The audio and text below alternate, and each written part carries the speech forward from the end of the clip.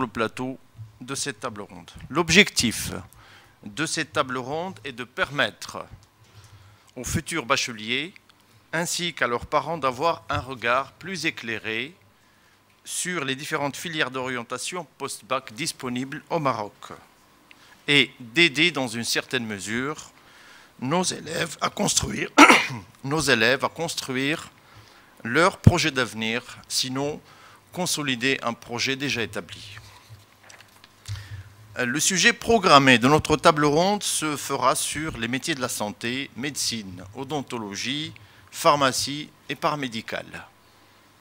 Les thèmes du débat d'aujourd'hui qui ont retenu notre attention et qui nous semblent pertinents pour répondre aux attentes des élèves et des parents d'élèves sont les suivants. La médecine et la santé de demain, la santé, diversité et spécialisation, les formations aux métiers de la santé, les profils pour les études de santé et les motivations, et à la fin, on passera à une séance de questions ouvertes adressées aux intervenants. Je m'adresse à messieurs les intervenants. Monsieur Behadi, pourriez-vous par exemple nous donner une idée sur votre parcours professionnel, sur votre fonction professionnelle actuelle? Merci. Bonjour tout le monde. Je remercie auparavant le groupe El Bilia de nous avoir invités à cette honorable conférence et contacter les futurs bacheliers et bachelières.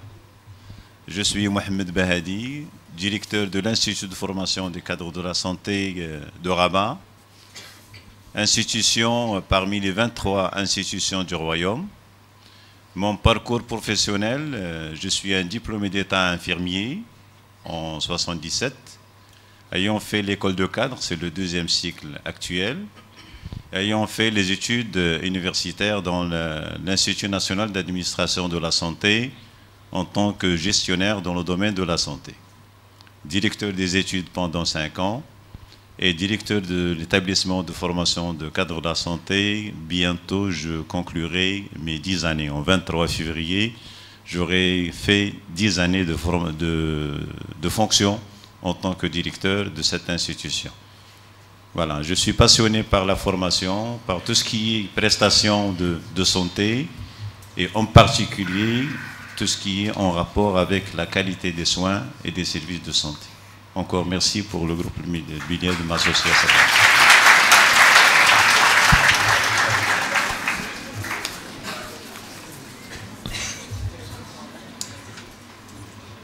Professeur Kamel, pourriez-vous nous donner une idée sur votre parcours professionnel ainsi que votre fonction actuelle? Donc, bonjour tout le monde, je vous remercie à mon tour pour l'invitation et j'espère qu'on va pouvoir répondre aux interrogations de l'auditoire. Donc, je suis médecin biologiste. J'ai ma carrière, j'ai débuté par la faculté de médecine de Casablanca. Et après, il fallait choisir entre le médecin généraliste ou spécialiste. Donc après, j'ai fait une spécialité donc en biologie médicale. Et j'ai eu l'opportunité d'accéder à un poste, donc d'épouser la carrière hospitalo-universitaire. Donc, après 4 ans de spécialité en biologie médicale, donc j'ai passé un concours qu'on appelle d'assistanat, donc pour être enseignant, professeur assistant à la faculté de médecine. Donc, actuellement, je suis professeur agrégé à la faculté de médecine de Casablanca, donc à laquelle j'enseigne la discipline de biochimie, qui est une des disciplines de biologie médicale. Et je suis affectée, donc vu que j'ai un poste contractuel, donc j'exerce au CHU Ibn Rushd de Casablanca, et je suis le chef de service du laboratoire de biochimie. Donc c'est un métier très passionnant, c'est une branche très passionnante. Donc, pour plus de détails, donc vous êtes les bienvenus. Voilà.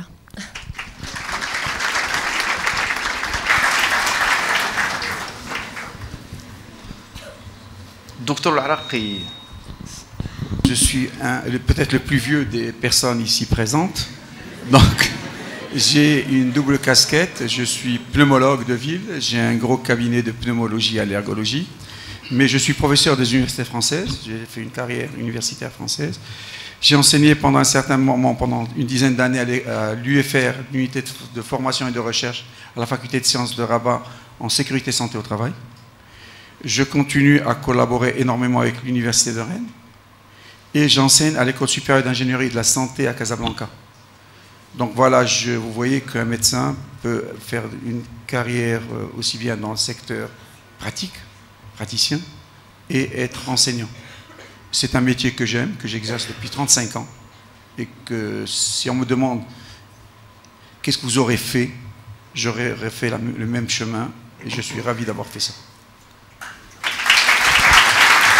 Merci, docteur Al-Araqi. Professeur Jouhadi. Voilà, bonjour tout le monde. Donc j'aimerais remercier tout d'abord le staff organisateur pour nous avoir conviés à cette table ronde afin de partager avec vous notre passion qui est donc la médecine dentaire ou plutôt l'art dentaire. J'aimerais bien le qualifier ainsi. Donc c'est plutôt l'art dentaire. C'est une discipline qui est très fascinante, très artistique, où on est amené à faire de très belles choses, où on est amené à dessiner, à sculpter sur énormément de matériaux, donc, y compris donc, finalement les structures dentaires. Donc je m'appelle Mehdi Jouhadi, je suis chirurgien dentiste de formation. J'ai eu mon baccalauréat en 97, j'ai intégré la faculté de médecine dentaire. J'ai suivi mon cursus pendant 5 ans et j'ai soutenu ma thèse de doctorat en 2003. Puis après, c'est pratiquement le même parcours que ma collègue finalement, donc c'est à peu près la même chose par rapport aux études médicales. J'ai intégré le système du résidanat, qui est en fait un système de spécialité. Et au bout de 4 ans, donc, j'étais devenu spécialiste en prothèse conjointe, donc en prothèse fixée et en implantologie. Alors, j'ai suivi au fait par la suite une formation à l'étranger de perfectionnement et au bout de laquelle j'ai pu intégrer le cursus universitaire ou la carrière hospitalo-universitaire en passant donc un concours de professeur assistant. Aujourd'hui, je suis spécialiste en prothèse fixée, occlusodontie, donc tout ce qui est pathologie de l'articulation temporomandibulaire, en implantologie aussi, donc tout ce qui est implantation et restauration des édentements. Et j'enseigne l'anatomie dentaire, la prothèse fixée et l'occlusodontie. Donc voilà, je vous remercie, je remercie tout le monde donc, pour cette charmante... Merci. Merci, M. Jouhadi.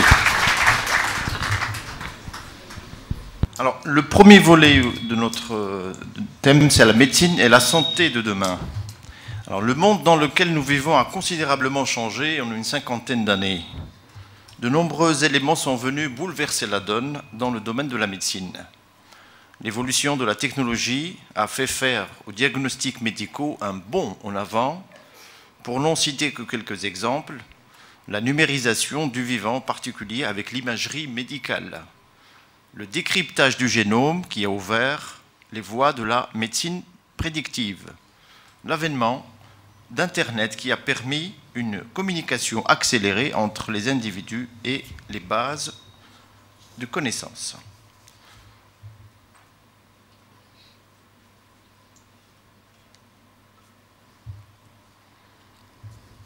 Les professions médicales, pharmacie, odontologie, paramédicale, sont très diverses avec de très nombreuses spécialisations. Les professions médicales regroupent de nombreux métiers, celui de médecin, qui recouvre à lui seul une 50aine de spécialités différentes.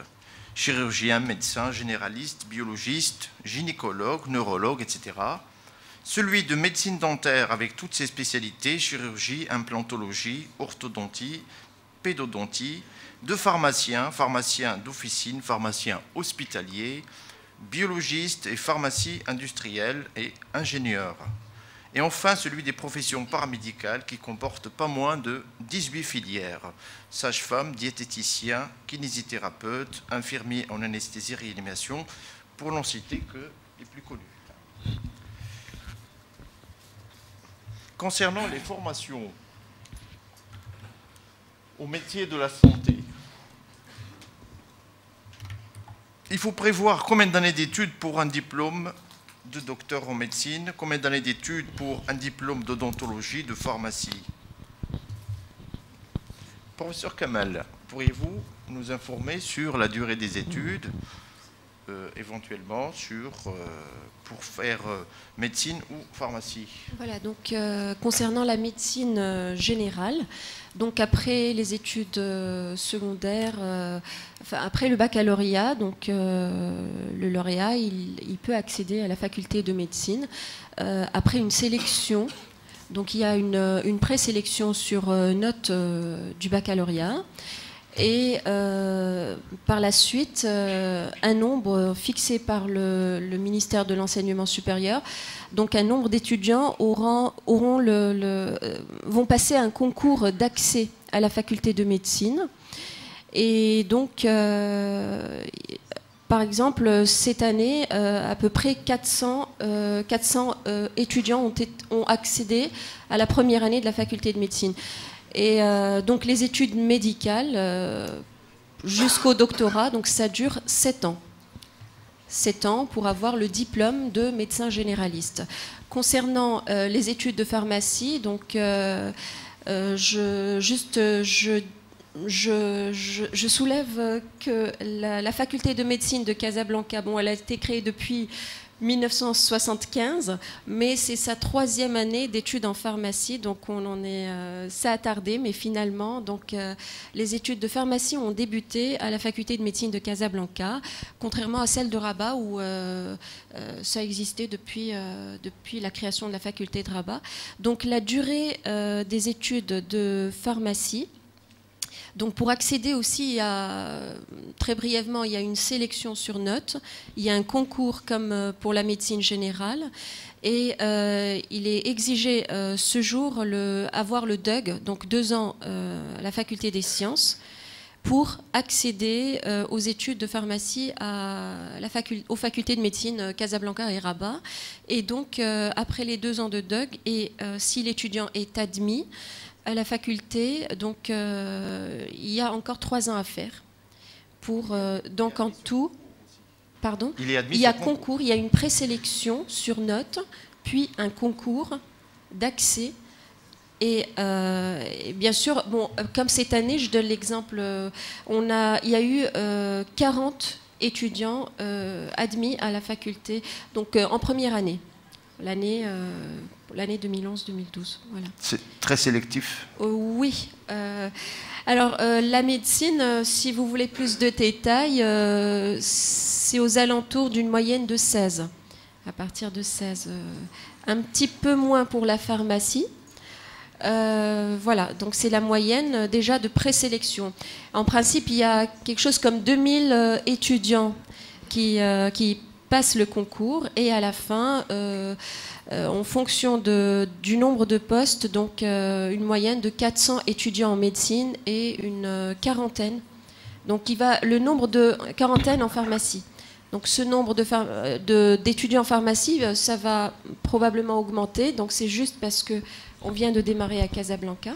C'est un peu le même nombre à Rabat aussi? À Rabat, je pense que c'est un peu plus. Un peu plus, oui. En fait, le concours, l'épreuve du concours pour accéder à la pharmacie, comme c'est tout nouvellement instauré à Casablanca, donc c'est les enseignants de la faculté de Rabat qui s'en occupent. Mais les étudiants, ils les passent, ceux qui vont vont réaliser leurs études de pharmacie à Casablanca, donc ils le passent à la faculté de médecine de Casablanca. Voilà. Merci, professeur Kamal. Je vous en prie. Professeur Jouhadi, pourriez-vous nous donner une idée sur le nombre d'années d'études pour avoir un diplôme en odontologie? Tout à fait, donc c'est pratiquement calqué. Hein. Pour accéder aux médecines à la médecine dentaire, donc il faut déjà avoir décroché son baccalauréat, bien évidemment avec une note assez élevée, comme l'a dit notre collègue. Je pense que le minimum c'est 16, effectivement. Pourquoi? Parce qu'il y a au début une sélection. Alors la sélection se passe sur la base, donc, au fait, il y a un quota. On va recruter 1500 à 2000 étudiants sur la base de cette sélection primaire. Une fois que c'est fait, ils vont passer un concours et de ces 2000 personnes, on va prendre 140 personnes, donc les meilleures. Donc effectivement, comme vous l'avez dit, c'est très sélectif. Et puis voilà, donc une fois on a accès, et voilà, il faut bosser. Et le concours est pour les ressortissants, enfin les élèves des écoles type bilingue, aussi bien que type mission, ou c'est spécifique pour type bilingue? Au fait, le concours, au fait, pratiquement le même pour tout le monde, sauf que il y a toujours deux épreuves. Donc, soit on le passe en arabe, soit on le passe en français. Donc, au fait, c'est au choix. Et puis, donc, c'est déjà préparé de cette manière. Ouais, la question que se pose bon nombre de nos élèves dans les écoles mission, c'est est-ce que le concours est organisé sur le programme enseigné en bilingue ou sur le programme enseigné type mission? Je pense que c'est le programme national, donc bilingue. National. Voilà, effectivement. Donc, je confirme. Ouais, c'est sur le programme bilingue. Donc, ce qui change durant l'épreuve, c'est juste la langue. Il y a c'est la même épreuve, donc une épreuve en français et une épreuve en arabe. Et donc l'étudiant, il a le choix de la langue avec laquelle il souhaite passer le concours. L'année dernière, nous avions eu l'occasion, l'honneur d'avoir M. Barro avec nous, et il nous avait promis de changer les choses. Qu'en est-il? Est-ce qu'il y a une quelconque façon de mettre un petit peu sur le même pied d'égalité les élèves avec un bac marocain que les élèves bac type mission? Rien, non? Pour l'instant, ça n'a pas changé. Donc, il y aura un doyen de la faculté va bientôt être nommé, la faculté de médecine, donc probablement on pourrait soulever la question. Ouais. Merci beaucoup.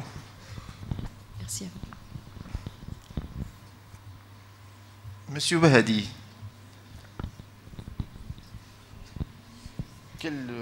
combien d'années d'études pour avoir un diplôme et pour aussi avoir une spécialité?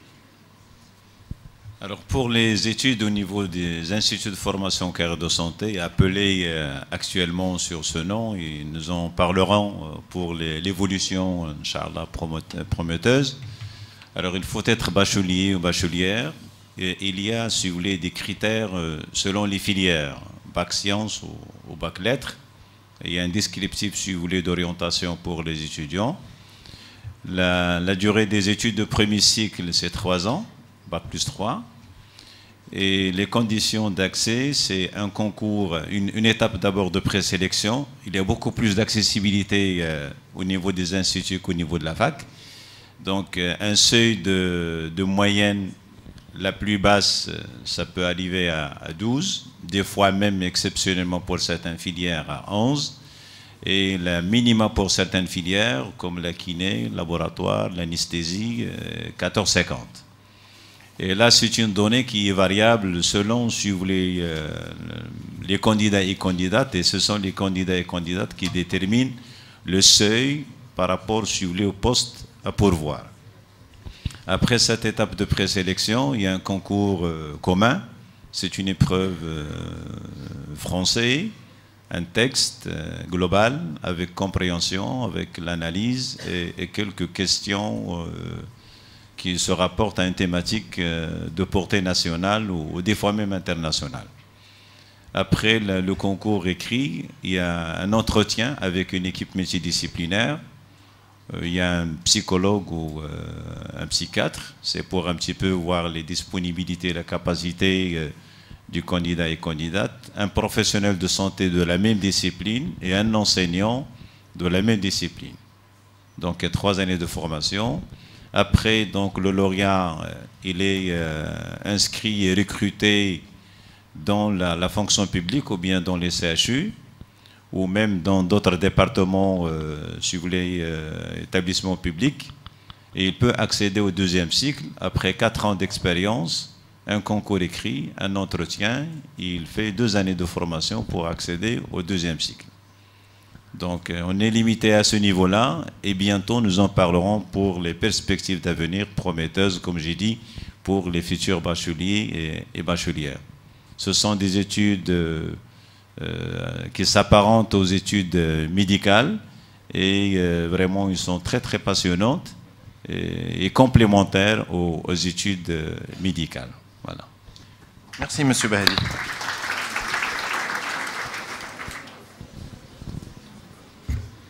Docteur Laraqi, pourriez-vous nous dire par exemple comment savoir si on est fait pour les professions médicales? Quel est le profil requis, les qualités que l'individu doit avoir? Ben, il faudrait savoir que le métier de médecin ou de professionnel de santé en général, que ce soit médecin, chirurgien dentiste, pharmacien, paramédical, c'est un métier qui requiert une certaine passion de l'individu. L'élève, l'étudiant, doit être passionné. Il ne doit pas faire cela en se disant parce que je vais gagner plus d'argent ou parce que mes parents demandent à ce que je sois médecin. Il faut que la personne soit passionnée pour la simple raison, c'est que dans le métier de professionnel de santé, il n'y a pas de retraite. C'est-à-dire même lorsqu'on part à la retraite, on peut, par exemple, un fonctionnaire, un prof à la faculté de médecine, une fois qu'il est à la retraite, il ouvre son cabinet. Tous le font. Exceptionnellement ceux qui vont se reconvertir. Et puis c'est un des métiers, quand on a été formé chirurgien dentiste, eh ben on va faire de la chirurgie dentaire pendant toute sa vie. Si on a été formé en tant que pneumologue, on fera la pneumologie pendant toute sa vie. Alors que dans d'autres spécialités, je parlerai des ingénieurs, on a été ingénieur électricien, eh ben on peut devenir directeur des ressources humaines. Alors que le médecin, il restera médecin. Donc il faut véritablement aimer. En plus de cela, c'est que les gens nous donnent ce qu'il y a de plus cher, la santé. Quelqu'un qui perdrait, je l'ai dit tout à l'heure, 1 milliard d'argent, il sera malheureux d'avoir perdu 1 milliard. Mais s'il perd sa santé, il sera encore plus malheureux. Donc c'est quelque chose de très important. Et c'est une prédisposition d'un mode de vie. Nous sommes respectés par la population. C'est le métier où on est le plus respecté et aimé. Il y a encore quelques années, on était adulés. Actuellement, on ne sommes qu'aimés. Parce qu'il y a une trentaine d'années, le médecin, quand ils arrivaient quelque part, c'était le médecin. Il était plus important qu'un gouverneur, c'était plus important que toutes les autres fonctions. Il était aimé. Et cela se reflète à travers l'appellation qu'on fait du médecin au Moyen-Orient. On l'appelle le hakim, le sage. Il sait tout faire. Et c'est quelqu'un qu'on respecte. Donc, il faut mériter, pour mériter ce respect, il faut véritablement aimer ce métier. Moi, je peux vous dire, j'ai 62 ans, j'exerce depuis 76. Eh bien, je vous assure que si on me dit, qu'est-ce que vous auriez fait si on remettait les comptes à zéro, j'aurais dit la même chose. C'est quelque chose qu'on aime, et si on aime ça, c'est une passion. D'ailleurs, comme ça a été dit tout à l'heure, l'art dentaire, c'est l'art médical. Les médecins, c'est des artistes scientifiques. Et si on n'aime pas ça, ce n'est pas la peine. Quand on parle de la durée, on a parlé tout à l'heure de la durée des 7 ans. C'est oui, quand on voit sur le registre, c'est 7 ans pour le docteur en médecine. En fait, à partir de la 3e année, on met le pied à l'hôpital. On devient des médecins externes, des médecins internes, des maîtres assistants. Donc, on fait, si vous voulez, on exerce et en même temps on apprend. C'est magnifique. C'est le seul métier où on est appelé à apprendre tout le temps, tout le temps, tout le temps. Et c'est passionnant. On arrête de se former, de s'informer. Aussitôt, on est dissué. Donc, on est out. Donc, c'est quelque chose de passionnant. Et j'aimerais que les jeunes enfants, les jeunes qui vont arriver, qu'ils soient aussi passionnés que leurs aînés. et que la médecine ne soit pas uniquement quelque chose de mercantile. On gagne très bien notre vie, c'est un des métiers où on gagne le mieux. Mais il faut ne pas faire ça uniquement pour gagner, ça serait dommage. Professeur Jouadi, quelle devrait être la qualité première? Est-ce qu'il faudrait, pour faire l'odontologie, est-ce que c'est aussi dur que la médecine? Est-ce qu'il y a autant de sacrifices à faire? Quelle qualité devrait avoir un étudiant avant d'entamer ses études? Parfait. Alors, pour répondre à cette question, j'aimerais plutôt céder la parole à mon ami, professeur Hussein, qui pourra partager avec vous son avis. Merci. Bon, d'abord, je me présente, Dr Hussein. Je suis chargé d'encadrement à la faculté de médecine dentaire de Casa. On a suivi pratiquement le même parcours, Dr Jouadi et moi. C'est vrai que il faut faire beaucoup de sacrifices, que ce soit en médecine ou en médecine dentaire. C'est un métier avant tout qui est un métier noble. Donc il faut vraiment que le matériel soit en second lieu. C'est-à-dire qu'il ne faut pas penser que c'est un métier qui rapporte de l'argent. Il faut plutôt penser à un métier qui soulage les patients. Donc là, quand vous savez, notre parcours, il n'est pas aussi facile que ça. C'est un parcours, que ce soit médecine ou médecine dentaire, c'est un parcours qui est lent. Il y a surtout pour ceux qui veulent aussi choisir la carrière universitaire, ça reste en fin de compte le même parcours et le même nombre d'années, parce qu'en 5e année, on peut passer l'internat qui dure 2 ans. Donc ce sont 2 ans de stage de perfectionnement dans les différents services. Ensuite, on intègre le résidanat. Le résidanat, c'est la spécialité proprement dite. C'est-à-dire qu'on intègre un service à plein temps où on exerce, où on apprend notre spécialité pour devenir en fin de compte médecin spécialiste. Donc une fois qu'on devient médecin spécialiste, c'est à ce moment-là, d'ailleurs c'est le seul diplôme qui est reconnu par l'État. Les autres diplômes qui sont, c'est-à-dire les autres qui ont eu leur diplôme à l'étranger, c'est vrai que ce sont des diplômes de spécialité, mais ce sont des diplômes universitaires, ce qu'on appelle les DU. Mais les diplômes qui sont reconnus par l'État, c'est uniquement les diplômes délivrés par l'État, c'est-à-dire à travers le système de résidanat. C'est à ce moment-là qu'on a le droit de passer de professeur assistant et d'être enseignant à la faculté. Donc, je disais, c'est un métier donc, où il faut avoir beaucoup de patience, parce que ça demande beaucoup de rigueur, beaucoup de passion, particulièrement en médecine dentaire. Comme vous savez, il faut aussi avoir une certaine dextérité manuelle. Donc, on fait des travaux pratiques. Et ça compte beaucoup, surtout en 2e année. On vient, pour la première fois, on ne sait pas sculpter. Peut-être qu'on n'est pas doué, peut-être qu'on n'aimait pas. On avait une bonne moyenne, on est bien sur le plan scientifique, sur le plan bagage et tout ça. Mais il faut quand même acquérir cette dextérité manuelle. Et ça s'apprend. Ça s'apprend. Le bon Dieu, il nous a donné des mains. Donc on sait bien manipuler avec nos mains, on peut faire n'importe quoi avec nos mains. Et pourquoi pas ne pas faire aussi de la sculpture? Pourquoi pas ne pas soigner les dents? Donc il faut juste avoir de la volonté et de la patience, et tout se passe très bien, Inch'Allah. Merci beaucoup. Merci beaucoup.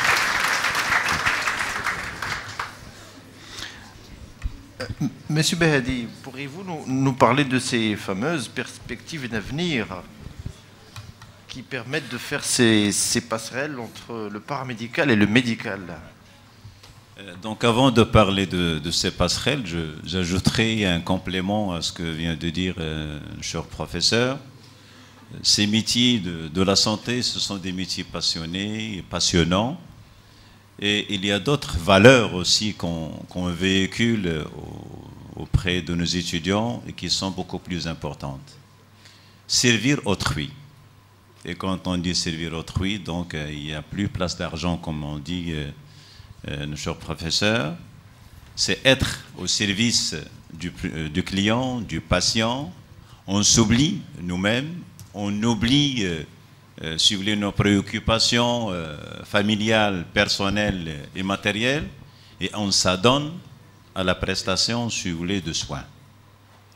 Et à titre indicatif pour, si vous voulez, les professions de santé, infirmiers, sages-femmes et autres, le médecin arrive en complémentarité avec les autres corps de santé, il fait une prescription médicale. Et l'infirmier ou la sage-femme ou le technicien, donc une prescription médicale génère en moyenne 5 tâches de sage-femme ou d'infirmier et autres. Ça veut dire quoi?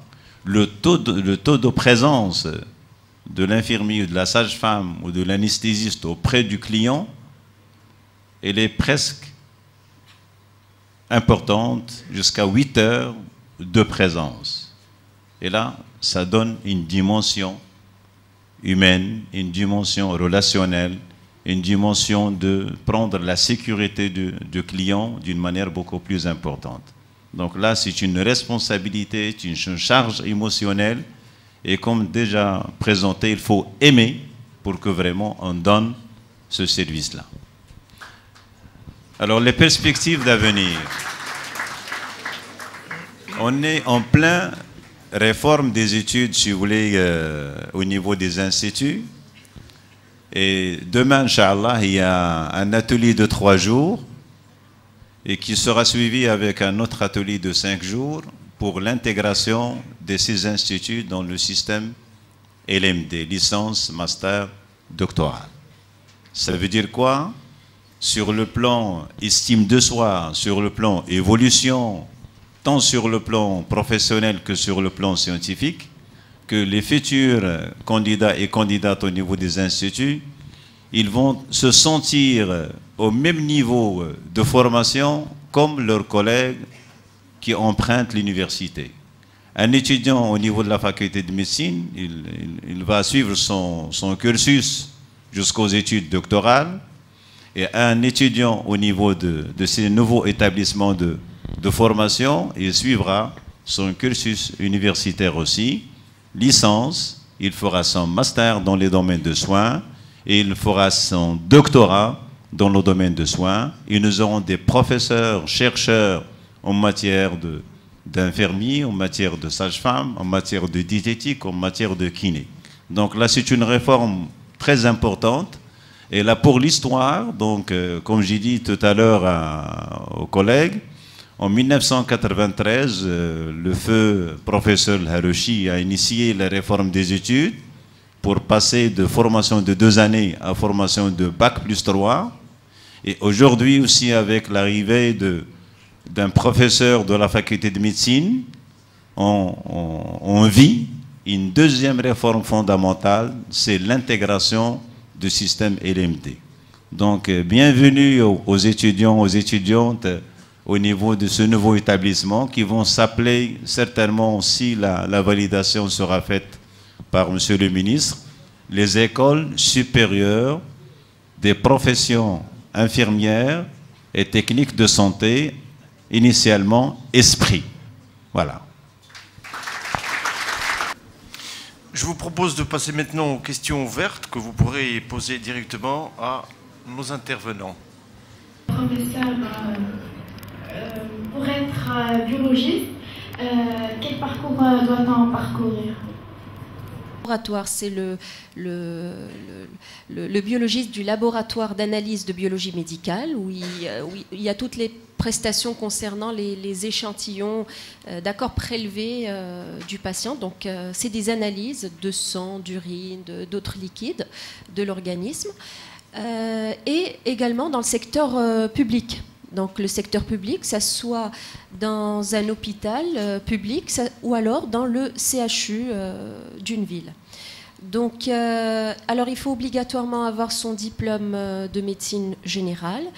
Et après, il y a la possibilité, concernant la spécialité, il y a 3 voies. Donc soit une spécialisation en médecine, soit c'est-à-dire en spécialité médicale, soit en spécialité chirurgicale, ou alors la 3e fois, c'est la spécialisation dans des disciplines de biologie. Alors, les disciplines de biologie, il y en a plusieurs. Il y a la biologie médicale. Le biologiste va exercer dans un laboratoire d'analyse de biologie médicale. Il y a aussi l'anatomopathologie, ce sont les pièces opératoires, d'accord. Donc après une intervention chirurgicale, il y a possibilité qu'il y ait une analyse faite sur une pièce de l'organisme, par exemple un tissu, enfin une pièce du foie, d'accord. Donc ça s'appelle anatomopathologiste. Il y a aussi la génétique médicale. Donc toutes ces disciplines font partie de la biologie. La spécialité que j'ai faite, c'est la biologie médicale, donc les laboratoires d'analyse de biologie médicale, et donc c'est 4 ans de spécialité. On doit faire un DUG? Non, c'est après le bac, vous devez faire vos études de médecine générale. C'est 7 ans de médecine générale, puis 4 ans de spécialité, d'accord, en biologie médicale. Ou alors dans les autres disciplines aussi de biologie, c'est aussi 4 ans pour être spécialiste en biologie. Voilà. Merci. Je voudrais peut-être apporter un complément. Vous avez posé la question, comment devenir biologiste au Maroc? Il y a 2 voies. Ou vous êtes médecin, ou vous êtes pharmacien. Il existe des pharmaciens biologistes. Et le nombre de pharmaciens, de biologistes sur Casablanca est plus important chez les pharmaciens que chez les médecins. Il y a en général en fait très peu de médecins qui deviennent biologistes. Et les médecins aiment bien, quand ils terminent leurs études, d'avoir le contact avec le malade et de pratiquer une médecine avec un stéthoscope ou un bistouri. Il y a très peu de médecins qui sont biologistes. La majorité des biologistes, c'est des pharmaciens biologistes qui ont le même parcours. Ils sont docteurs en pharmacie, ils font 4 ans, ils deviennent biologistes. Docteurs en médecine, 4 ans, ils deviennent biologistes. Autrefois, il y avait même les vétérinaires. Je ne sais pas si ça persiste, mais j'ai des amis qui sont installés en tant que biologistes au Maroc et qui étaient vétérinaires. Donc, c'est les 3 voies. Mais être issu d'une faculté de sciences avec un master ou même un 3e cycle, vous ne pouvez pas ouvrir un laboratoire de biologie et d'analyse médicale. Par contre, vous avez aussi des techniciens de laboratoire qui sont issus des instituts de santé. Et pour cela, notre ami des instituts de santé pourrait vous donner un complément d'information. Merci, M. Arafi. Bonjour, je me présente, je suis un étudiant en 5e année en médecine dentaire. J'aimerais juste ajouter une petite précision concernant pour renforcer ce qui a été dit par mes chers professeurs. Concernant la spécialité, à la différence de la médecine générale, on peut, après les 5 ans, choisir le secteur libéral et ouvrir son propre cabinet et faire la spécialité en parallèle. Alors que dans la médecine générale, on est obligé de passer par le cursus résident pour être spécialiste. Et quand j'ai entendu le professeur Iraqi parler de patients, une citation m'est venue à l'esprit. On dit que faites un travail que vous aimez et vous n'aurez pas à travailler un seul jour de votre vie. Merci. Bonjour tout le monde. Tout d'abord, je vous remercie, cher professeur, pour votre présence. Alors, ma question sera pour celui qui voudra répondre. Bon, ce que je voulais vous demander, c'est que si après qu'on détient notre diplôme, est-ce qu'on est obligé de travailler avec l'État pour quelques années, ou si on a les moyens, on peut ouvrir directement notre cabinet? Voilà, merci.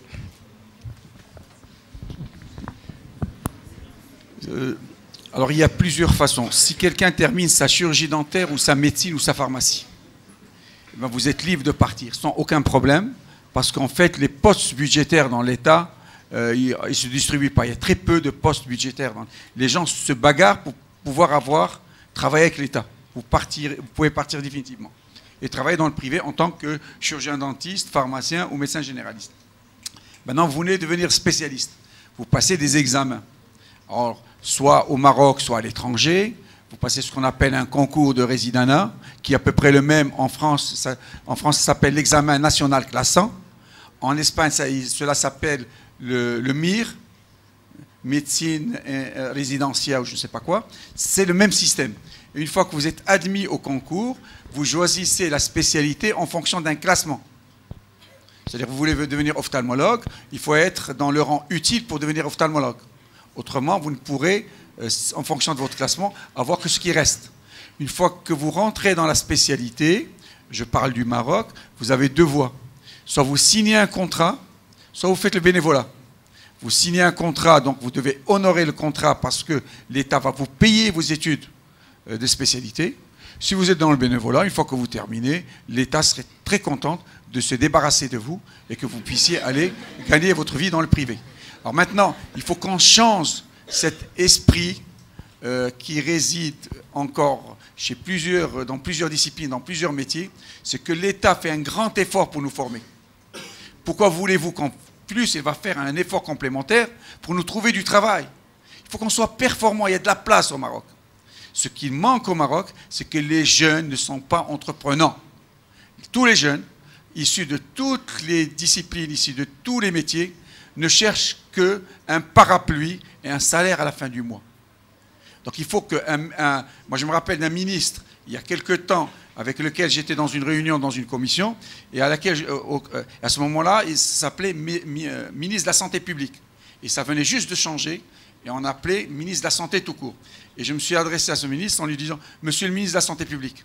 Il s'est retourné vers moi en me disant « Monsieur Laraki, je suis ministre de la Santé tout court, et les privés sont mes meilleurs partenaires parce qu'ils ne me demandent rien, ils payent leurs impôts. » Donc c'est ça ce qui est important. Il faut qu'on soit entreprenant et ne pas penser uniquement... Maintenant, bien sûr, les carrières hospitalo-universitaires, c'est des carrières fantastiques, magnifiques, mais on a besoin, encore une fois, pour les universitaires et les hospitaliers universitaires, de véritables chercheurs qui sont là pour former et pour chercher. Et non pas là uniquement pour donner quelques cours et roupir. Donc il faut bien que ça soit, si vous voulez, la voie royale qui soit d'un très haut niveau et ce qui se passe dans les pays développés. Voilà, donc voilà les grandes voies. Mais vous pouvez aller travailler quand vous voulez, ma chère fille. Dans le secteur libéral, personne ne vous retiendra dans la fonction publique parce que l'État n'a pas la possibilité de payer un grand nombre de personnes. Alors, toujours pour la même question, si vous voulez, pour vous donner des précisions quant aux lauréats et lauréates formés au niveau des instituts. Sur les 18 filières, il y a 7 filières qui peuvent s'installer à titre privé, à titre libéral.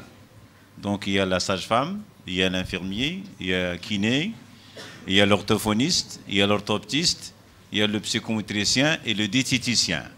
Ils peuvent très bien s'installer à titre libéral et être vraiment, comme il bien dit le professeur Laraki, indépendant, autonome sur le plan management de son cabinet, mais en complémentarité avec les autres, si vous voulez, confrères et consoeurs.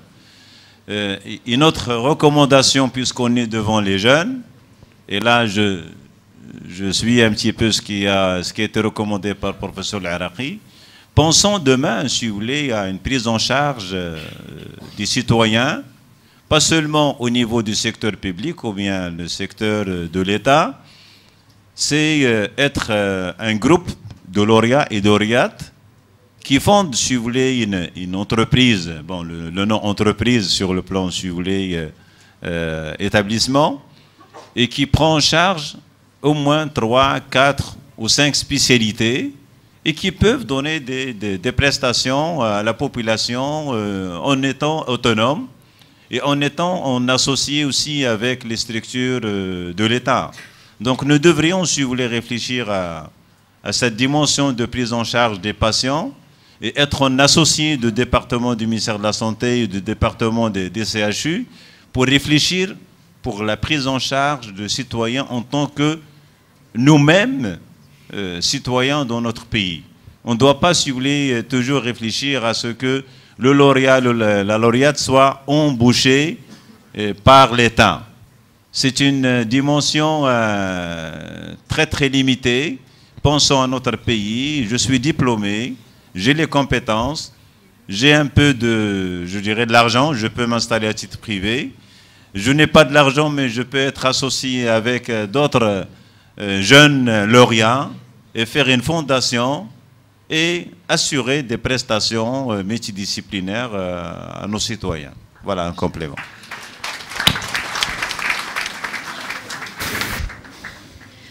Bonjour. Je remarque que beaucoup de jeunes désirant faire médecine et n'ayant pas le seuil recommandé pour la faire ici au Maroc pensent à des pays tels que la Roumanie ou l'Ukraine ou d'autres. Je voulais juste savoir si leur diplôme il est reconnu par l'État marocain. Merci. Donc avant d'aller faire des études dans des pays quand on ne connaît pas, il faut vous rendre au ministère de l'Enseignement supérieur. Et au ministère de l'Enseignement supérieur, il y a un service qui s'appelle le service d'équivalence. Il vous donne la liste des diplômes reconnus dans notre pays, avec lesquels vous pouvez exercer dès l'obtention du diplôme. Je parle en dehors des diplômes marocains. Par exemple, vous êtes diplômé de France, pas de problème. Vous êtes diplômé d'Espagne, pas de problème. Quelle que soit la faculté, vous êtes recruté d'emblée, vous vous ouvrez. Vous êtes diplômé d'un pays de l'Est.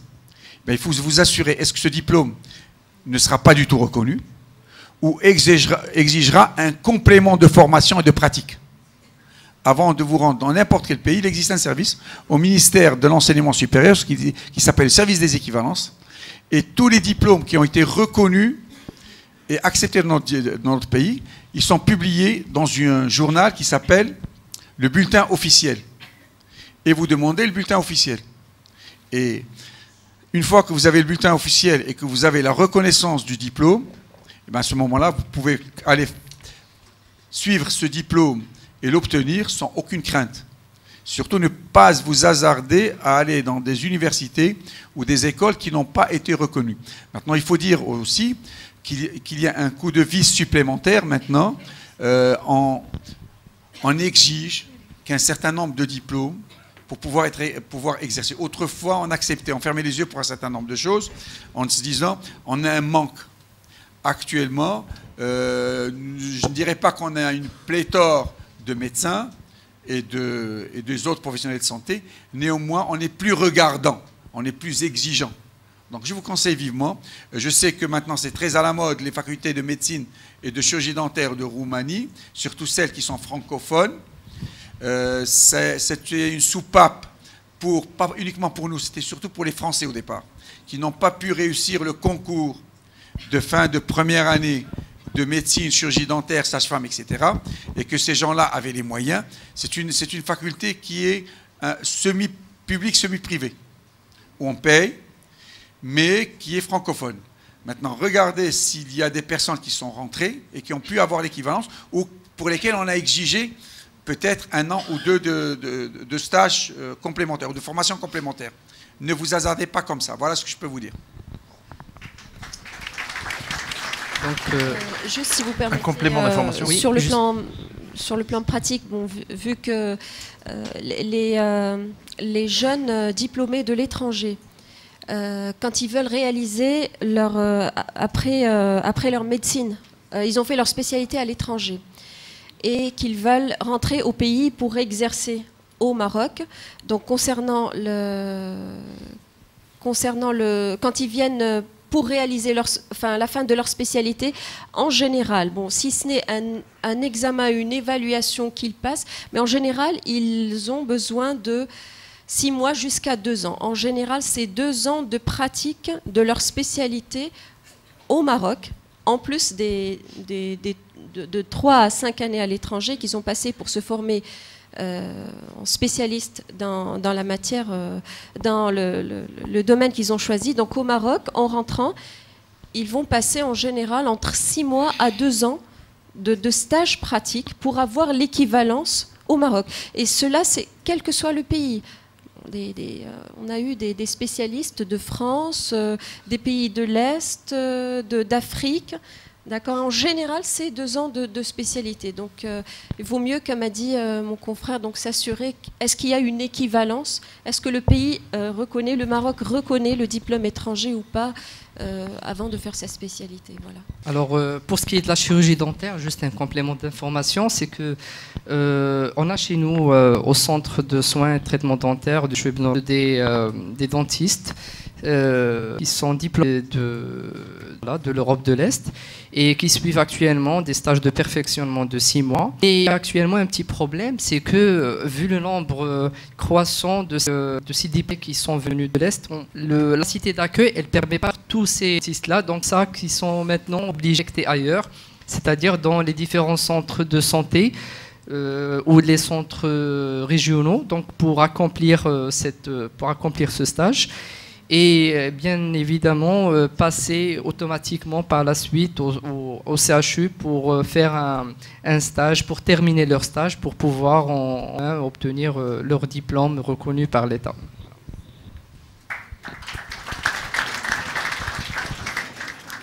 Bonjour à tous et merci d'être venus ici.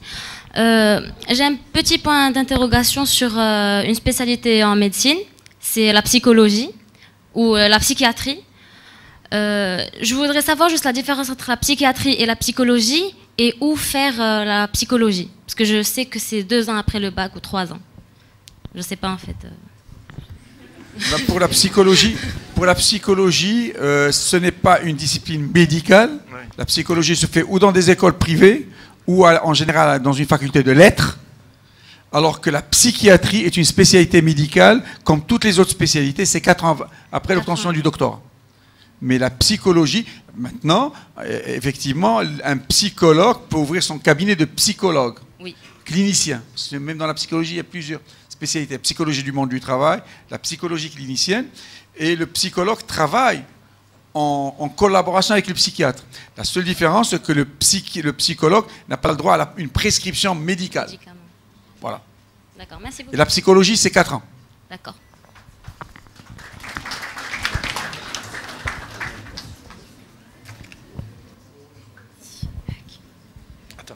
Donc pour ma question, je voudrais vous demander, j'ai pu constater qu'au Maroc, il y a peu de neurologues. Il y a surtout des neuropsychiatres, neuropsychologues, et cela, ça touche vraiment un grand problème, puisqu'il y a plein de maladies, et on a besoin de neurologues. Et est-ce que c'est dû à la difficulté de la spécialité? Et merci. Alors, c'est dû au fait que la neurologie vient de naître. Autrefois, c'était les neuropsychiatres. Il y avait une seule spécialité qui s'appelait la neuropsychiatrie. Et tous les anciens psychiatres faisaient de la neurologie. C'est que depuis quelques années qu'il existe 2 spécialités différentes, neurologie et psychiatrie. Et que par un manque de neurologues au Maroc, mais ça va, le déficit va être comblé, il existe une spécialité chirurgicale. Un grand nombre de neurochirurgiens font de la neurologie.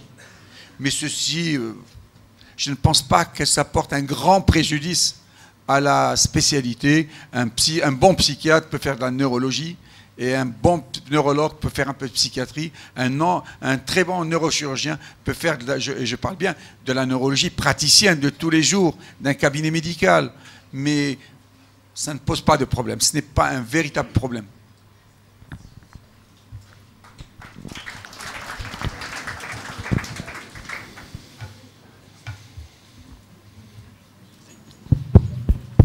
Bonjour, alors je voudrais savoir quels sont les débouchés de la biologie moléculaire et cellulaire. Et si avec un doctorat en biologie moléculaire, est-ce qu'on peut ouvrir un laboratoire des analyses? Merci. Oui, alors biologie moléculaire, cellulaire, c'est des techniques qui font partie de on a dit de la branche biologie. Ça peut être exercé en biologie médicale comme en génétique, d'accord. Et donc vous devez être biologiste. Et donc c'est les voies dont on avait parlé tout à l'heure, c'est-à-dire la médecine générale, la spécialisation en biologie. Que ça soit, vous pouvez être médecin ou pharmacien. D'accord, mais vous allez pouvoir vous spécialiser après en biologie, d'accord. Donc 4 ans pour la discipline de biologie médicale par exemple, ou génétique aussi, voilà. Oui, vas-y. Ah, tu n'as plus de micro.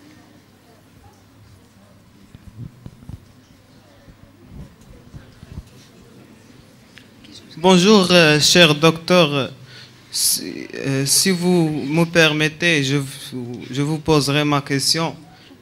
Qui veulent faire la police scientifique? Quel est le chemin qu'ils veulent?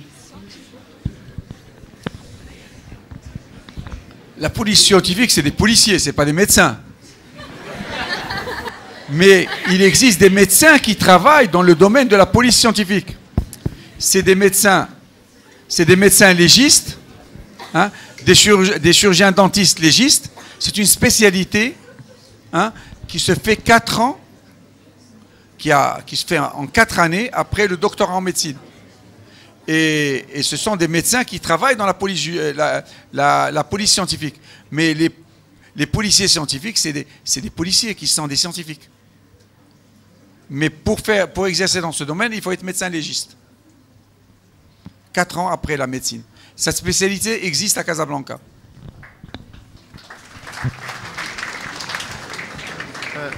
Professeur Araki, forcément, il faut être médecin légiste.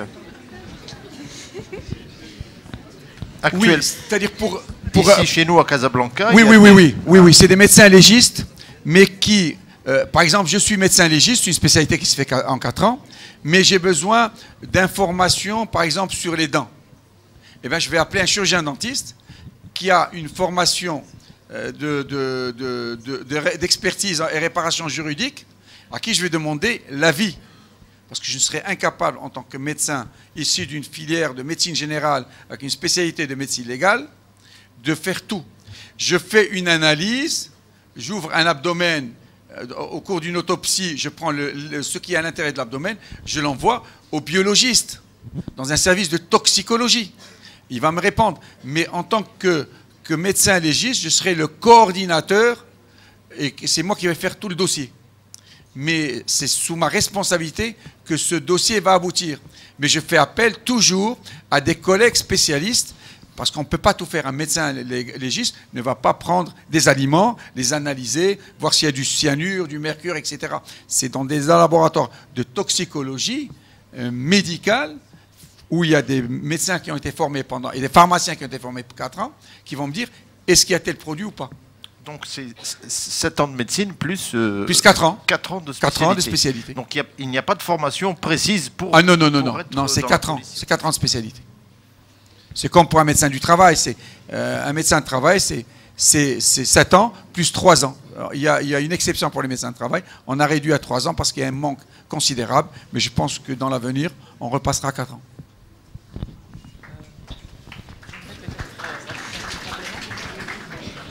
Un complément d'information? Effectivement, mais par rapport à ma... Alors j'aimerais justement rajouter un petit complément d'information par rapport à ma discipline, la médecine dentaire.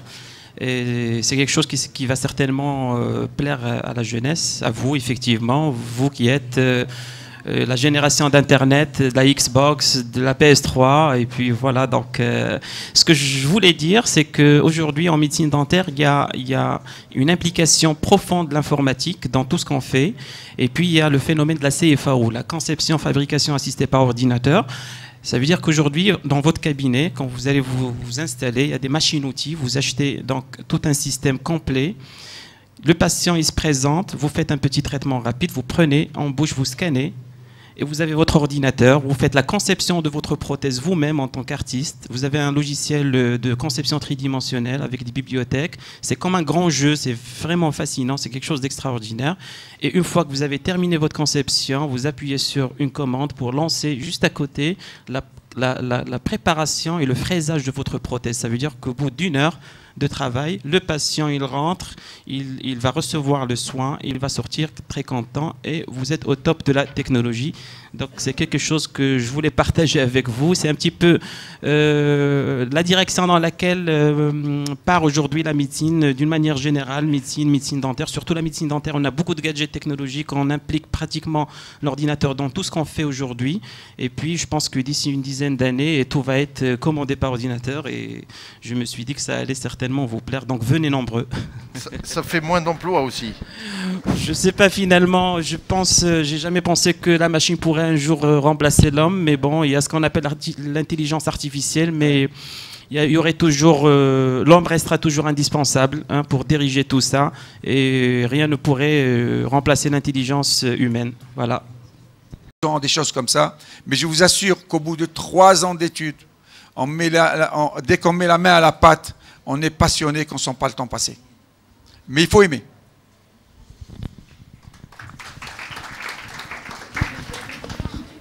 Donc, au fait, je voudrais savoir pour les spécialités, parce que j'ai entendu dire que, en fait, pour la spécialité, on n'a pas de choix. On est obligé de suivre un chemin, et que c'est notre note qui nous impose ce chemin.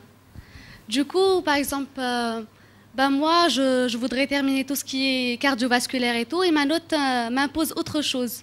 Du coup, je ne peux pas succéder dans ce domaine. Est-ce vrai ou pas? Merci. Oui, tout à fait. Donc, pour accéder après le diplôme de médecin généraliste, donc il y a le secteur. Donc, pour faire la spécialité, il y a un nombre de postes qui est ouvert. Et donc, voilà, les médecins sont classés par ordre de mérite. Donc, il y a un classement, tout à fait. Et on va dire, par exemple, vous êtes intéressé par la chirurgie cardiovasculaire. Donc, s'il y a 3 postes et vous êtes parmi les 3 les meilleurs classés, donc en chirurgie, vous pouvez choisir. Donc, ça se passe par ordre de mérite dans un amphithéâtre. Donc, voilà. Il y a un appel qui est fait aux candidats et donc la liste est affichée. Et ils choisissent leur discipline par ordre de mérite. Donc ceux qui ont choisi comme spécialité médicale, donc ils vont choisir concernant les spécialités médicales, il y a les spécialités chirurgicales et les spécialités biologiques. Voilà. L'ordre de mérite, en fait, il est basé sur les résultats des cliniques. Tout à fait. Et puis un concours, le concours de résidana. Le concours de résidana, c'est le concours d'accès à la spécialité. Donc après le diplôme de médecine générale, il faut passer un concours, le réussir. Il y en a un par an? Oui, chaque année, mais le nombre de postes, il diffère. Chaque année, c'est des postes budgétaires. Et on a le droit de le repasser combien de fois? Je pense pour quelqu'un qui n'est pas dirigé vers une spécialité qu'il aurait choisi. Je pense qu'ici, on peut le passer plusieurs fois. Alors qu'en France, en Espagne, on a le droit de le passer 2 fois. En France, on est obligé de le passer dans l'année. C'est-à-dire qu'on le passe, ce qu'on appelle l'examen national classant, on le passe en fin de 5e année. Et c'est en fonction de votre classement que vous allez choisir. En France, c'est encore plus. C'est la ville et la spécialité. C'est-à-dire vous avez envie de faire, je sais pas, chirurgie cardiovasculaire, eh ben, il y a 5 postes à travers toute la France. Vous êtes à Brest, vous êtes la 5e à être choisi. On vous dira il y a un poste à Montpellier. Il faut vous déplacer à Montpellier. Donc il y a une certaine mobilité qui est imposée par le poste. C'est un choix. Maintenant, au Maroc, je pense qu'on a le droit de le repasser.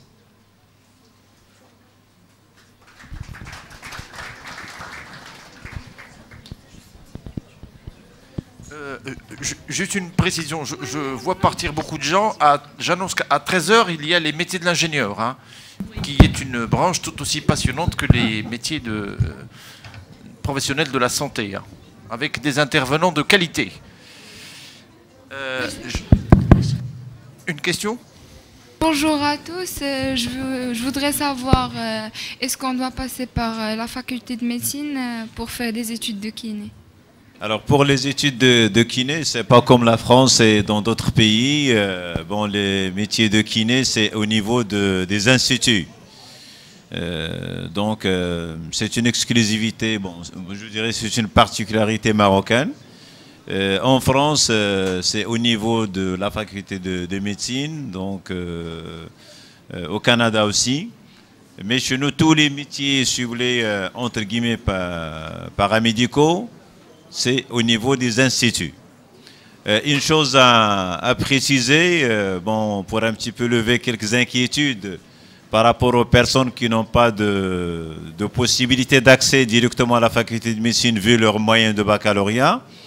Il y a le système, si vous voulez, de passerelle et qui est cadenassé avec des conditions exigées au niveau de la faculté de médecine. Il y a un arrêté, si vous voulez, qui précise les prérequis. Vous pouvez faire, par exemple, les études au niveau des instituts en 3e année. et vous voulez un petit peu changer de parcours, et vous voulez faire les études médicales.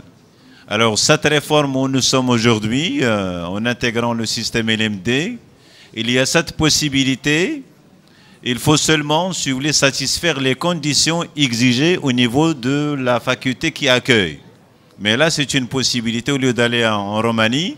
Donc, vous pouvez commencer par une inscription au niveau des instituts pour faire sage-femme, par exemple, ou bien kiné ou autre. Et la possibilité de passerelle au niveau de la faculté de médecine, à condition, si vous voulez, de satisfaire les exigences recommandées par la faculté de médecine. Donc là, il y a cette passerelle dans l'enseignement supérieur. Il est valable de tous les côtés. Donc vous faites les études médicales et vous voulez faire les études paramédicales. Donc il y a ces passerelles qui sont possibles et qui vont être, si vous voulez, encadrées par des textes similaires au niveau des instituts et au niveau des facultés. Voilà.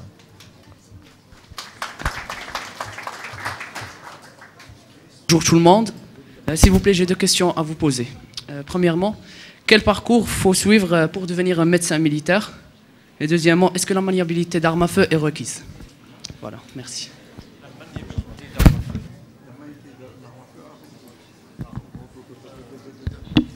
Alors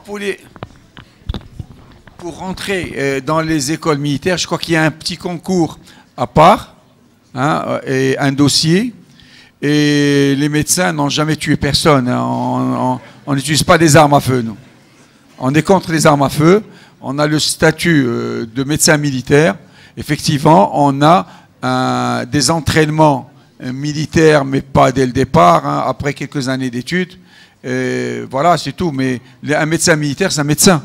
Un chirurgien dentiste militaire, c'est un chirurgien dentiste. Un pharmacien militaire, c'est un pharmacien. Seulement, il a une évolution dans le corps des militaires, sans plus.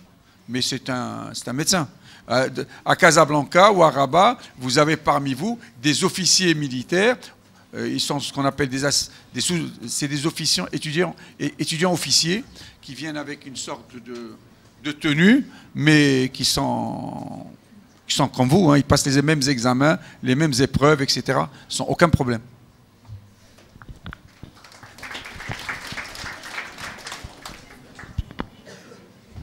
Madame Kamel, moi j'aurais une question. L'un des soucis des parents, c'est de garder le plus longtemps possible avec eux leurs enfants.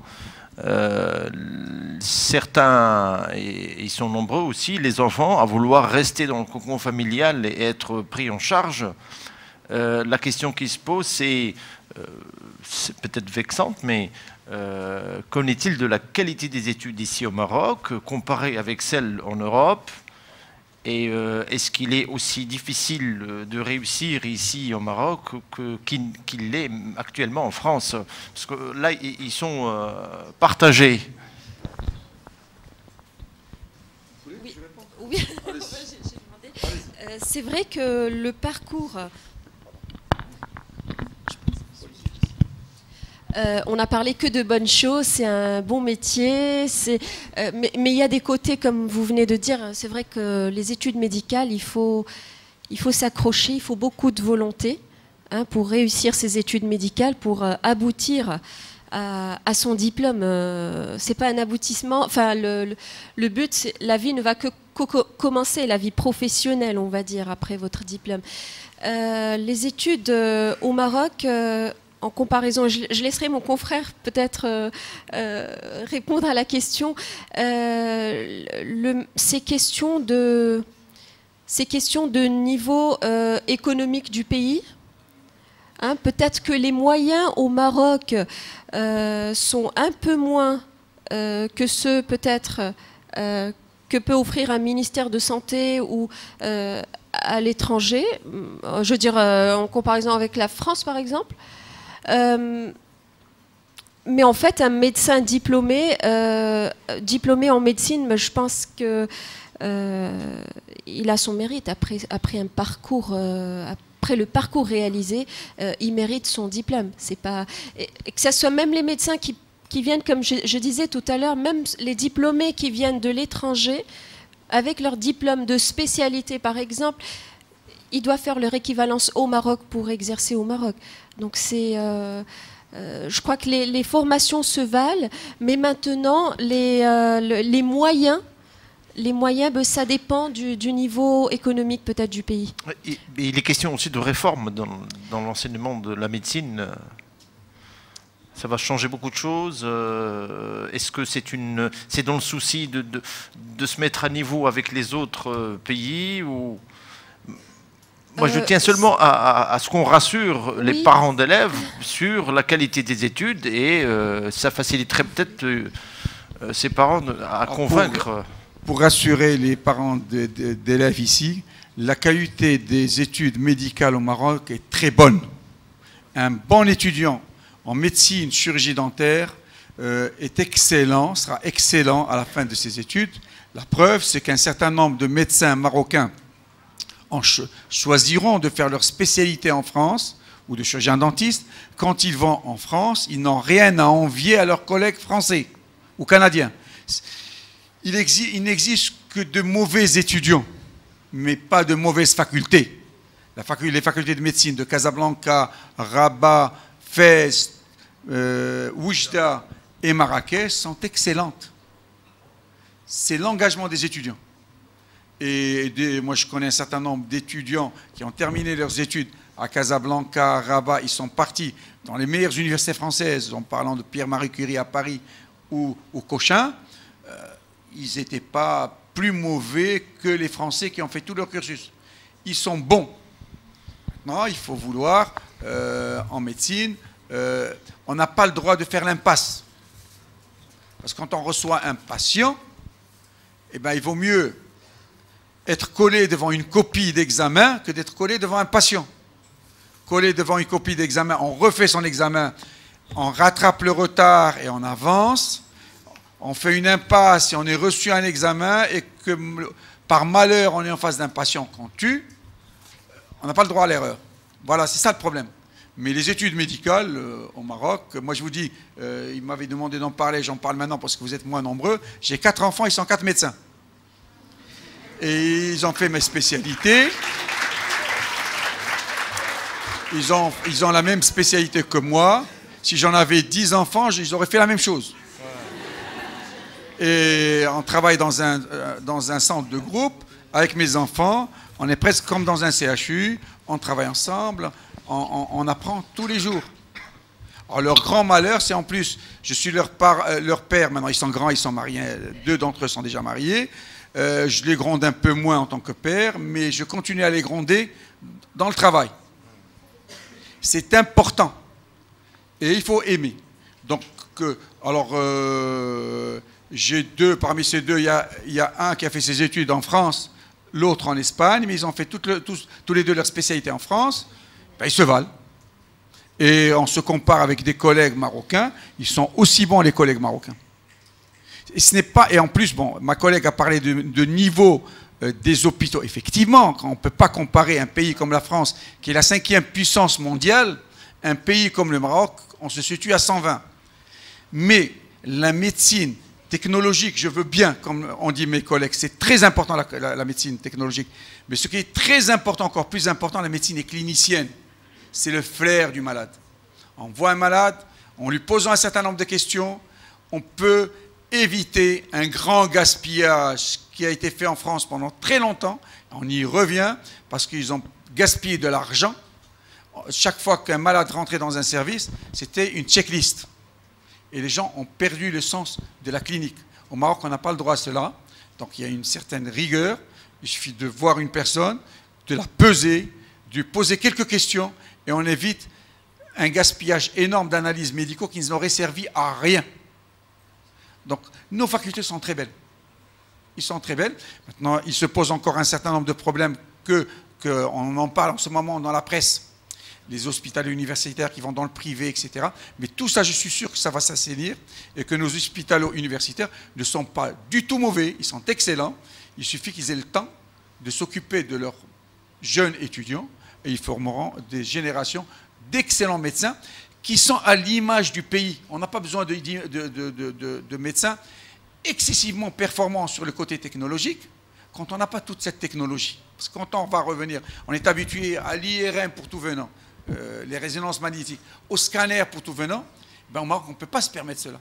Donc on doit former des médecins cliniciens qui connaissent la réalité du pays et qui connaissent le jargon du pays. Parce que on dit douleur thoracique en France, ici, si vous n'avez jamais appris ça, eh ben, vous ne pourrez pas exercer. Il faut connaître l'expression. Et ceux qui iront exercer dans le sud, il faut qu'ils apprennent quelques mots de berbère. Parce qu'une femme berbère, quand vous la recevez, vous ne pouvez rien lui dire en arabe. Il faut lui parler un peu de berbère si vous êtes dans les régions du sud. Donc c'est pour ça que la médecine doit être adaptée aux réalités du pays. Et que ce n'est pas parce qu'on est technologiquement fort qu'on sera en désadaptation. C'est pour ça qu'un certain nombre de jeunes qui ont été formés à l'étranger ne peuvent pas rentrer. Parce qu'ils n'ont pas été formés à la vraie médecine qui est la médecine de clinique. C'est la clinique, la clinique, la clinique. De mon temps, on n'appelait pas ces examens paracliniques, on appelait tout ce qui était sophistiqué examen complémentaire. Complémentaire à quoi? À la clinique. Nous sommes des cliniciens. Et c'est la discussion, l'interrogatoire, la palpation, le regard du médecin vis-à-vis du patient, 2-3 mots, et on serre le problème. Voilà ce que je veux dire. Il faut la clinique. Alors, là, je veux juste confirmer ce qui vient d'être dit par le professeur Laraki, c'est qu'on a un très bon niveau d'ailleurs quand on voit nos étudiants terminer leurs études et partir faire leur spécialité à l'étranger, ils sont excellents, ils sont toujours majors de promotion. D'ailleurs en France, on a ce qu'on appelle les CES, c'est des certificats des études supérieures. Ils sont toujours majors de promotion. On a des exemples concrets chez nous. Et la preuve, c'est que, d'ailleurs, on a aussi ce qu'on appelle l'accréditation et la certification ISO de la faculté de médecine et médecine dentaire. C'est une certification qui demande, pour l'avoir, il faut faire beaucoup de choses, des choses de qualité, beaucoup de rigueur. Et ce n'est pas toutes les facultés qui ont cette certification. Donc on a l'honneur c'est-à-dire d'exercer, de travailler au sein d'une équipe vraiment qui est homogène et qui travaille dans... C'est vrai que les conditions, comme il vient d'être dit, elles ne sont pas toujours fameuses. Ça, c'est des conditions de travail, c'est les moyens financiers et tout, mais on fait avec. Quand on veut, on peut. Donc on fait avec, on travaille avec les moyens de bord, mais on excelle quand même. On excelle, voilà.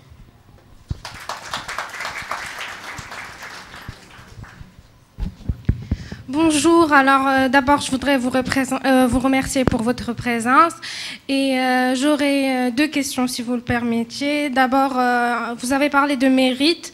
Je voudrais avoir votre avis concernant les personnes qui feraient leurs études en Roumanie, parce que dans certains cas, c'est des personnes qui n'ont pas de choix, et donc c'est plutôt mal vu.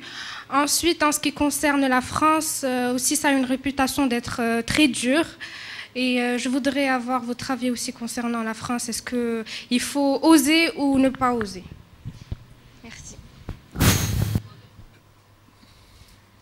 C'est des clichés qu'il faut oublier.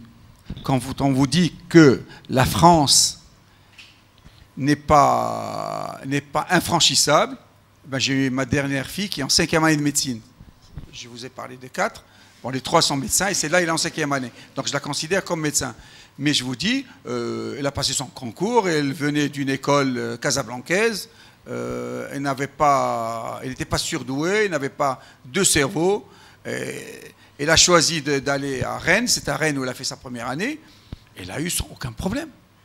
Maintenant, les années suivantes, ça ne posait aucun problème.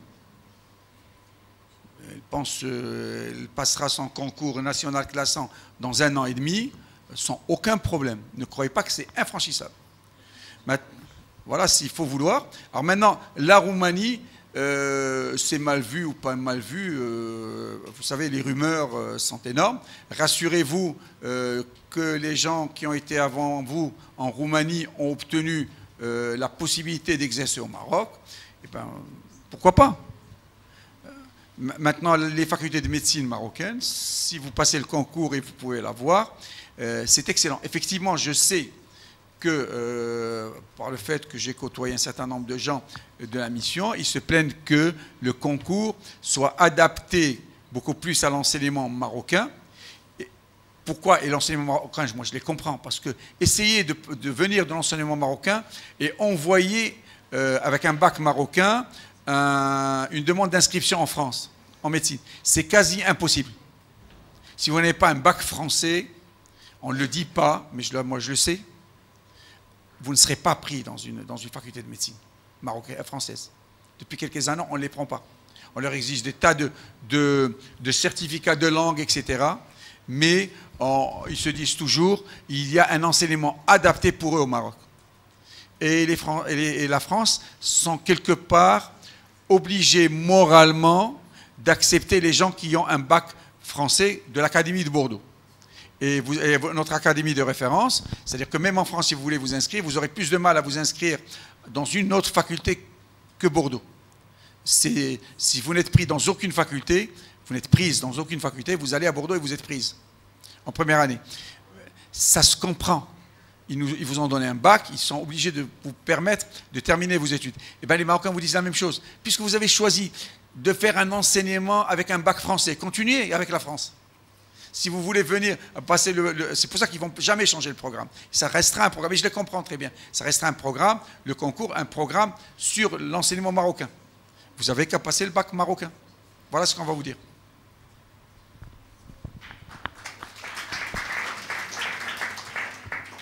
Oui, bonjour. D'abord, je tiens à vous remercier pour toutes ces informations et je voudrais demander, est-ce qu'on peut passer le concours de médecine et de médecine dentaire ou on doit choisir entre les deux? En fait, effectivement, une fois que vous avez eu votre bac, ce qui est normal, c'est de postuler auprès de toutes les facultés, toutes les institutions qui vous semblent ou auxquelles vous aspirez, que vous voulez intégrer finalement. Donc, alors, il faut juste qu'il n'y ait pas chevauchement au niveau des dates du concours. Et vous êtes, généralement, on essaie toujours de les espacer de façon à ce que vous puissiez passer tous les concours. Et c'est à vous de choisir par la suite en fonction des résultats obtenus, justement. Donc là, vous êtes libre, effectivement, de passer tous les concours à condition que vous ayez déjà postulé pour toutes ces... D'accord? Voilà. Est-ce que vous pourrez nous donner peut-être des statistiques sur le nombre d'élèves chez vous qui viennent avec un bac français? Malheureusement, je n'ai pas de statistiques réellement précises, mais ces dernières années, très peu, en fait, il faut dire. Très peu, vu que justement qu'il y a ce problème de moyenne. Et puis, à l'échelle nationale, les moyennes sont très élevées. On a parlé tout à l'heure d'une moyenne minimale de 16. Et puis, je ne sais pas maintenant au niveau du bac français, je pense que c'est un petit peu difficile d'atteindre facilement cette moyenne. Donc, je pense que la grande majorité, c'est le bac national. Et puis, il y a une petite minorité de bac français. Donc, voilà, c'est un petit peu ce qui se passe. Petite minorité pour deux raisons. Parce que le concours est axé sur le programme marocain. Exact, oui. Et puis, donc, il y a moins de candidats déjà. Certainement, certainement, oui. Avant de parler concours, c'est la présélection par notes. Donc déjà les notes elles sont élevées. Donc les bacheliers qui viennent de la mission, c'est vrai que leurs notes elles sont un petit peu serrées par rapport aux notes pour les bilingues. Donc déjà en présélection ils sont un petit peu ils sont filtrés. Défavorisés.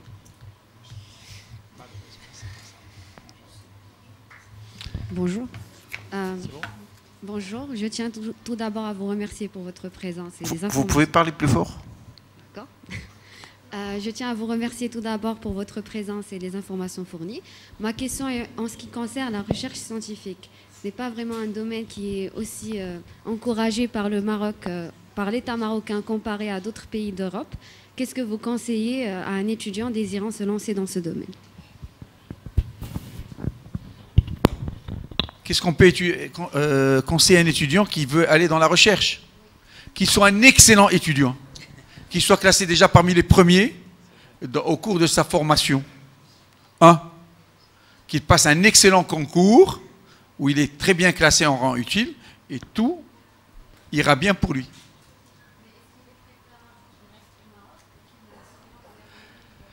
Quel que soit le cas, même si vous faites vos études au Maroc, il est toujours conseillé, et même ceux qui font leurs études en France, ce qu'on appelle la mobilité. C'est-à-dire que si vous faites biologie, au cours de votre formation de spécialité, de séjourner, il vous le dira, ma collègue, 1 an ou 2 ans, vous verrez avec le chef de service, dans un pays étranger. Pourquoi on parle uniquement de la France? Aux États-Unis, en Angleterre, je ne sais pas dans quel autre pays. Donc l'échange est très important. Et après, puisque vous êtes marocaine et je suis marocain, on se doit de rentrer dans notre pays. On se doit d'aider notre pays. Donc vous allez apporter et l'expertise locale et l'expertise internationale. Et après, c'est à vous de pouvoir être suffisamment intelligente pour développer cette maîtrise et manager tout cela et sortir quelque chose de nouveau. Mais ça ne tient qu'à vous. La recherche, ce n'est pas difficile. Ce n'est pas difficile. C'est une prédisposition d'esprit, c'est une volonté de s'améliorer. Et quand on a des chercheurs qui vous disent tout le temps, ou des enseignants-chercheurs qui vous disent « on n'a pas de moyens », c'est faux. Ce n'est pas les moyens, c'est une maîtrise de la chose et l'envie de faire.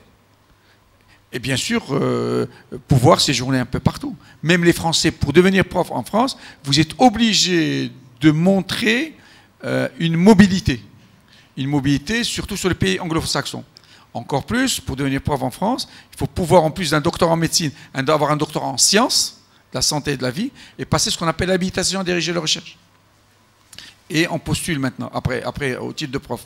Mais tout ça, ça nécessite un certain nombre de recherches à l'échelon national et à l'échelon international. Mais ce n'est pas impossible. Rien n'est impossible.